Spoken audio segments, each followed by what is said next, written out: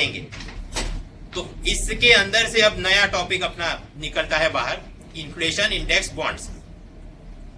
पहला तो सवाल कि ऐसा ये नया इंस्ट्रूमेंट लाने की जरूरत क्या पड़ी, और अगर लाए हैं तो इसके क्या फीचर वगैरह है।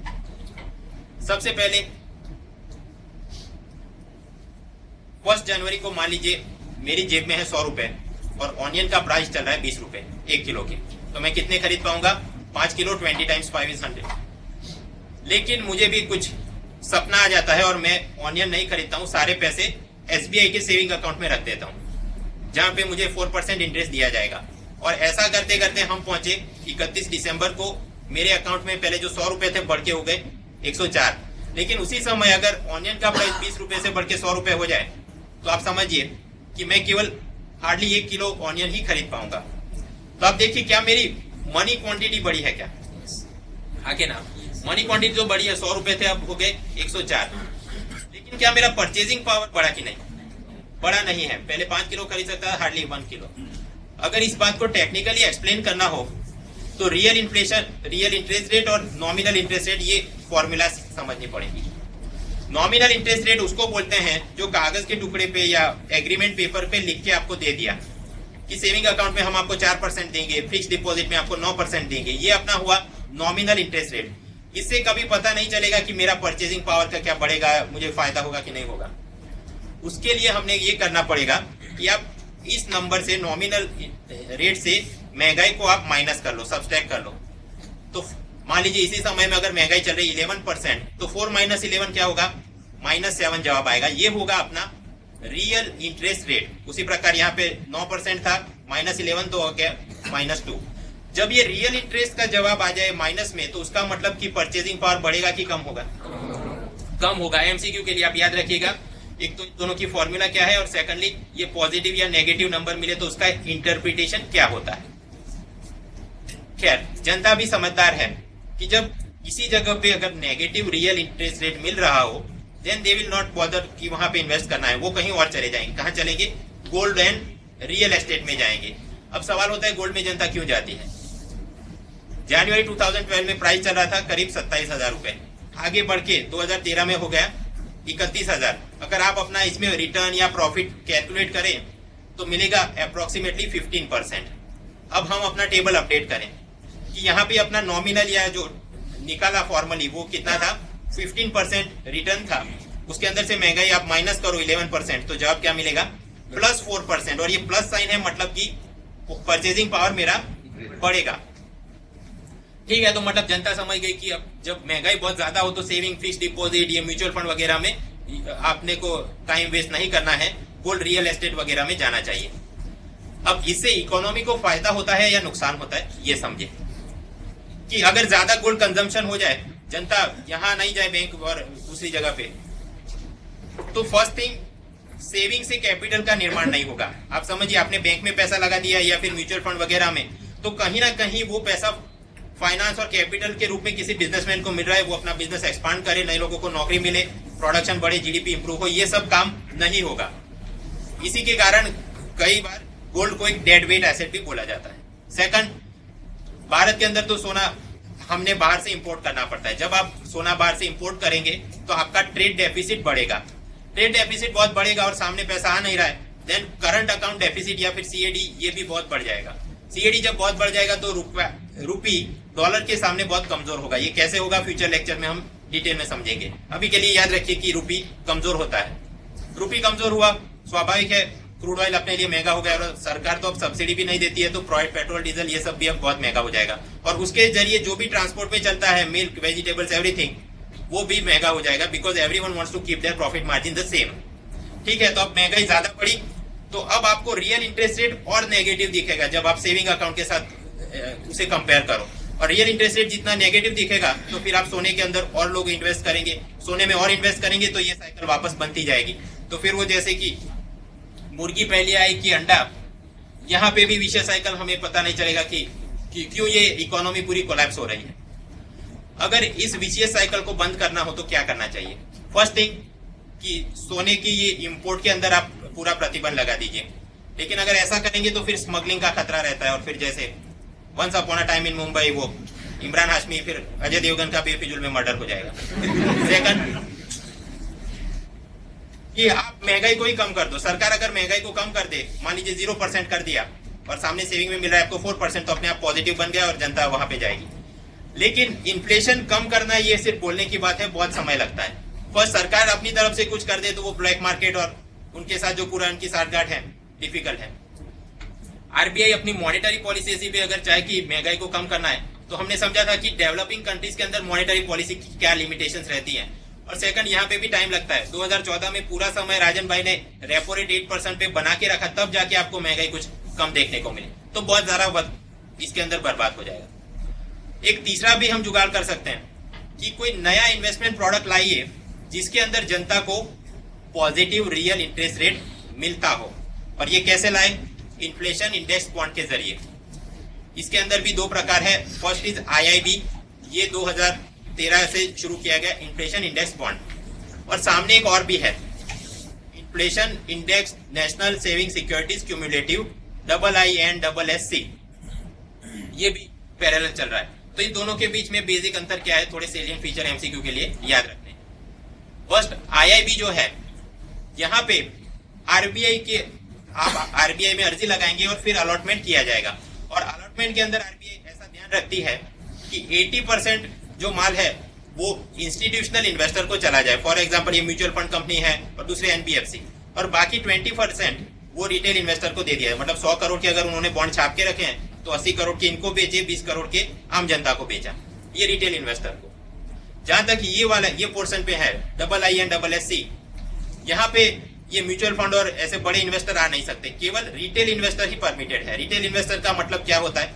इंडिविजुअल पर्सन या फिर NRI या फिर Hindu undivided family, charity organisation या फिर एजुकेशनल बॉडी जो अपने स्टाफ वगैरह का पैसा जमा करा के कुछ कर रहे हैं। आगे कुछ डिफरेंस, यहाँ पे इनको आरबीआई खुद अपना सेलिंग वगैरह का काम देखता है। रिटेल वालों में आरबीआई ने ये जिम्मा nationalise bank, axis bank, HDFC, ICICI इनको बोला है कि आप ये बेचो, हमने यहाँ पे जाके अर्जी लगानी है और हमें ये बॉन्ड मिलेंगे।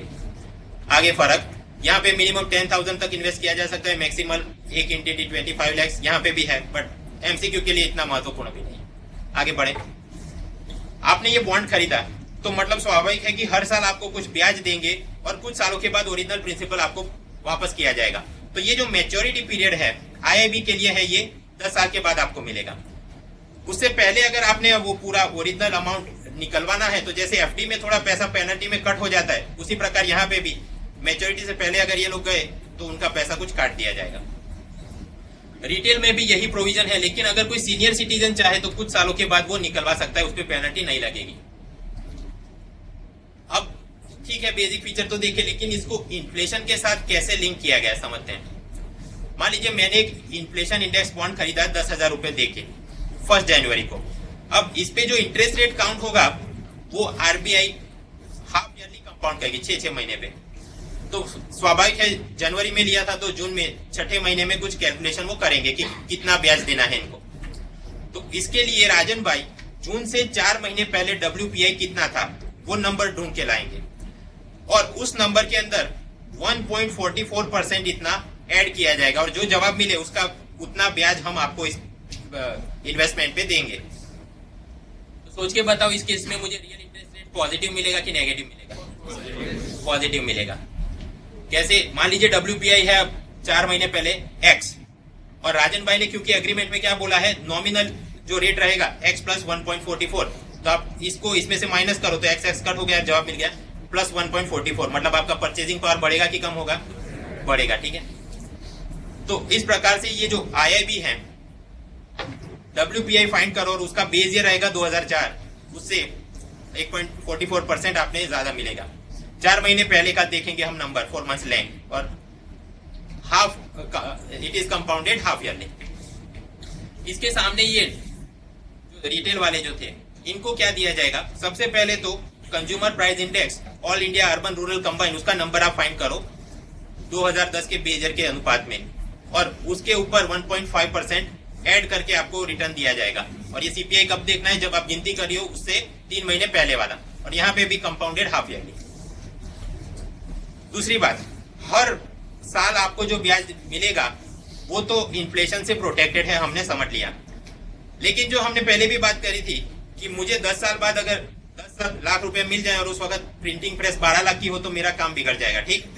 तो जो प्रिंसिपल है उसको भी प्रोटेक्ट करना चाहिए। तो क्या प्रोटेक्ट होता है? हाँ, यहाँ पर मान लीजिए आपने 2013 में 10,000 रुपए इन्वेस्ट किए थे और स्वाभाविक है 10 साल के बाद मेच्योर होगा, तो उस वक्त अगर महंगाई 60% हो compare to the base year of 2004, है ना, तो आपको उतना ज्यादा पैसा दिया जाएगा। मतलब आपको 10,000 तो देंगे और क्योंकि महंगाई 60% बढ़ी है तो और 6,000 मतलब आपको 16,000 भी मिलेंगे।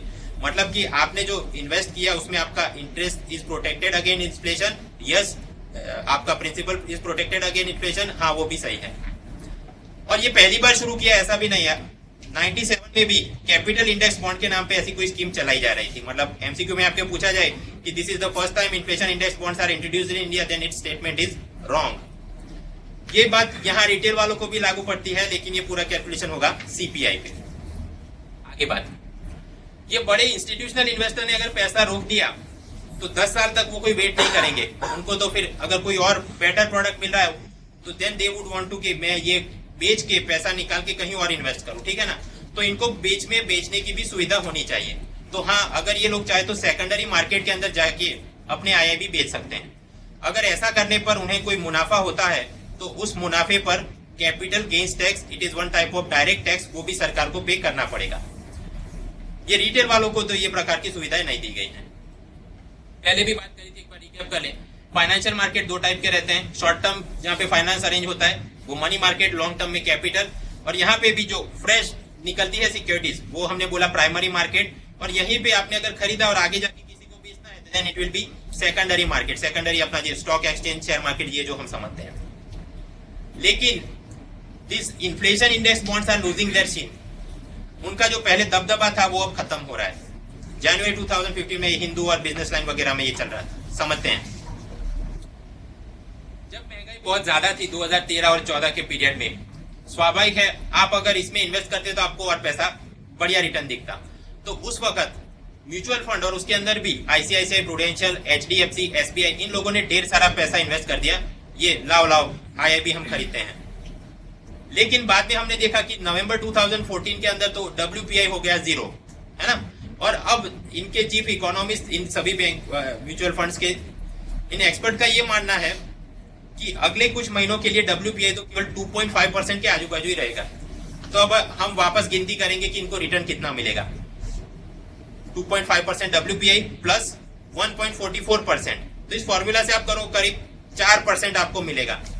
तो 4% की बजाय अगर चाहे तो वो जो विनय पाठक बोलते हैं कोटक बैंक के अंदर 6% दे रहा है, एफडी करवाए तो 9% देगा, तो कोई बेवकूफ ही आदमी होगा कि 4% में यहाँ 10 साल के लिए फिट हो जाए, है ना। तो इस कारण ये सारे जो म्यूचुअल फंड वाले हैं ये अब पैनिक हो गए हैं और अब इस गेम से बाहर निकलना चाहते हैं।